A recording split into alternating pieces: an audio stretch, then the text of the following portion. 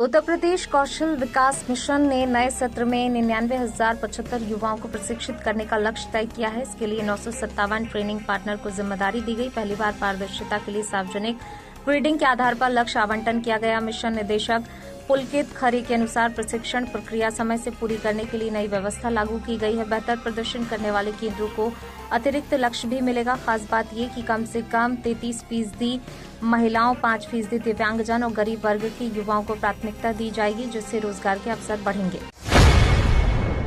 उत्तर प्रदेश में खाद्य प्रसंस्करण उद्योग को बढ़ावा देने के लिए डिप्टी सीएम केशव प्रसाद मौर्य ने केंद्रीय मंत्री चिराग पासवान से मुलाकात की। इस दौरान रोजगार सृजन और ग्रामीण अर्थव्यवस्था को मजबूत बनाने पर चर्चा हुई। राज्य में कॉमन इंक्यूबेशन सेंटर तेजी से बनाए जा रहे हैं, जिससे उद्यमियों को तकनीक और प्रशिक्षण मिलेगा।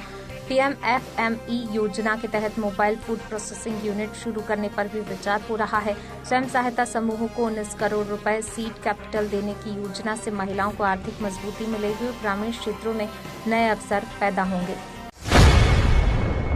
उत्तर प्रदेश सरकार वक्फ संपत्तियों के प्रबंधन के लिए नई नियमावली लागू करने जा रही है, जिससे पारदर्शिता और जवाबदेही बढ़ेगी। मुख्यमंत्री योगी आदित्यनाथ ने वक्फ संशोधन अधिनियम 2025 के तहत इस पहल को मंजूरी दी है। प्रदेश में मौजूद करीब 1.25 लाख वक्फ संपत्तियों के सर्वे, सत्यापन और विवाद निपटारे में अब जिलाधिकारियों की भूमिका बढ़ेगी। अवैध कब्जों पर रोक और आय बढ़ाने पर विशेष जोर रहेगा। साथ ही डिजिटल सर्वे और रिकॉर्ड तैयार किए जाएंगे। वक्फ ट्रिब्यूनल के फैसलों के खिलाफ हाईकोर्ट में अपील का प्रावधान लागू किया जाएगा।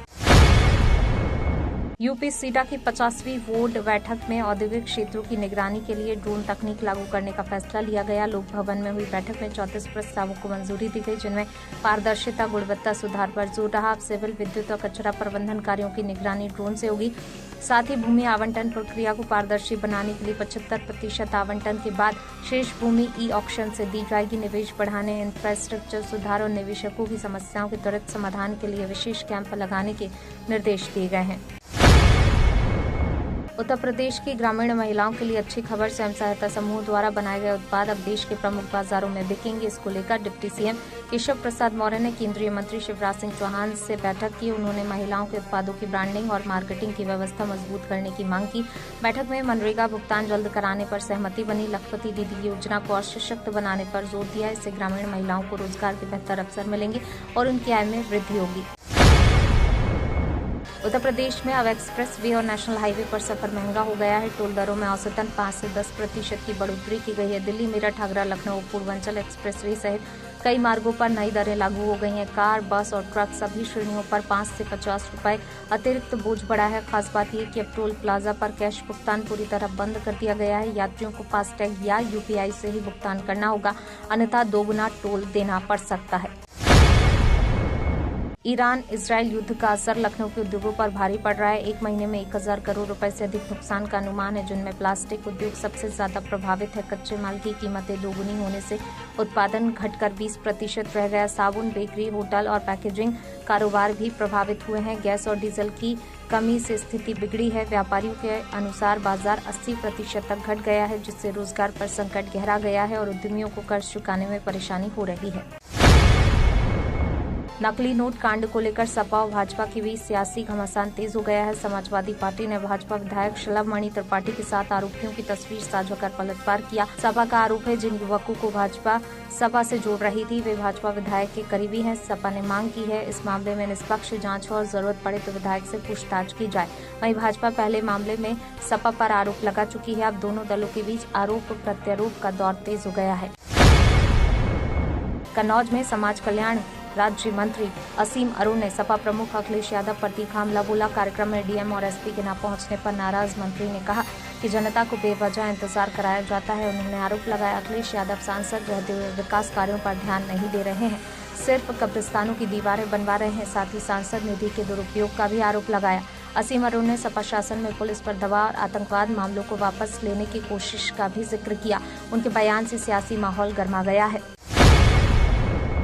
गोरखपुर में आयोजित जनता दर्शन में मुख्यमंत्री योगी आदित्यनाथ ने करीब 100 लोगों की समस्याएं सुनी, त्वरित समाधान के निर्देश भी दिए। उन्होंने कहा, जरूरतमंदों को आवास और बीमारों को इलाज देना ही सरकार की प्राथमिकता है। एक महिला को आवास योजना के तहत घर दिलाने का आश्वासन दिया गया, जबकि गंभीर मरीजों के इलाज के लिए आर्थिक सहायता सुनिश्चित करने के निर्देश दिए। सीएम ने अधिकारियों को समयबद्ध और निष्पक्ष कार्रवाई के निर्देश दिए। इस दौरान उन्होंने बच्चों को चॉकलेट देकर पढ़ाई के लिए प्रेरित किया और कहा, सरकार हर पात्र व्यक्ति तक योजनाओं का लाभ पहुंचाने के लिए प्रतिबद्ध है।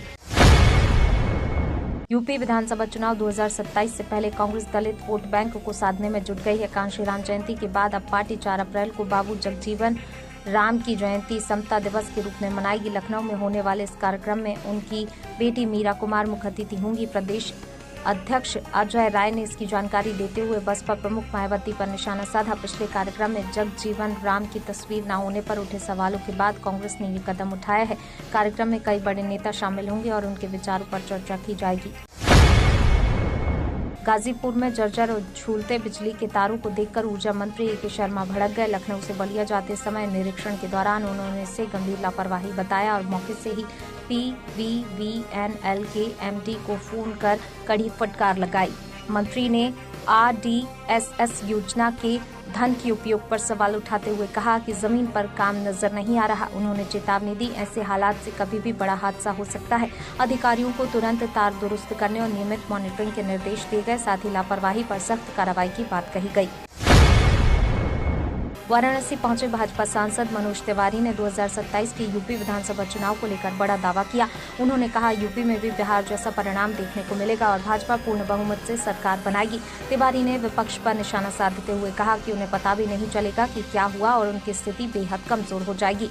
रोटरी क्लब के क्रिकेट लीग के उद्घाटन के दौरान उन्होंने खेलेगा इंडिया तो खेलेगा इंडिया का संदेश देते हुए खेलों को बढ़ावा देने की बात कही। उनके बयान से सियासी माहौल और गर्म हो गया है। देश के प्रमुख उद्योगपति गौतम अडानी ने अयोध्या पहुंचकर परिवार सहित रामलला के दर्शन किए। दर्शन के बाद उन्होंने इसे भावुक और गौरवपूर्ण क्षण बताया। अडानी ने कहा कि राम मंदिर केवल आस्था का केंद्र नहीं बल्कि भारत की संस्कृति और एकता का प्रतीक है। उन्होंने भगवान राम के आदर्शों को अपनाने की बात कही और देश की प्रगति के लिए प्रार्थना की। अडानी फाउंडेशन द्वारा गुरुकुल परंपरा को संरक्षित करने में सहयोग देने की भी बात कही गई। महर्षि वाल्मीकि अंतर्राष्ट्रीय एयरपोर्ट पहुंचने पर अधिकारियों ने उनका स्वागत किया, जिसके बाद वे सीधे दर्शन के लिए रवाना हुए। उत्तर प्रदेश में 3 अप्रैल 2026 को मौसम में उतार चढ़ाव बना रह सकता है। मौसम विभाग के अनुसार पश्चिमी विक्षोभ के प्रभाव से कई जिलों में बादल छाए रहेंगे और कहीं कहीं हल्की बारिश और गरज चमक की संभावना है। पश्चिमी यूपी के मेरठ, सहारनपुर, मुजफ्फरनगर, नोएडा और बरेली जैसे शहरों में आंधी के साथ बूंदाबांदी हो सकती है। तेज हवाएं चलने से तापमान में हल्की गिरावट दर्ज की जा सकती है। किसानों और आम लोगों को मौसम को देखते हुए सतर्क रहने की सलाह दी गई है। खासकर खुले में काम करने वालों को सावधानी बरतने की जरूरत है। तो ये थी आज की 15 फटाफट खबरें। अगर आपको वीडियो पसंद आया तो वीडियो को लाइक, शेयर व कमेंट जरूर करें।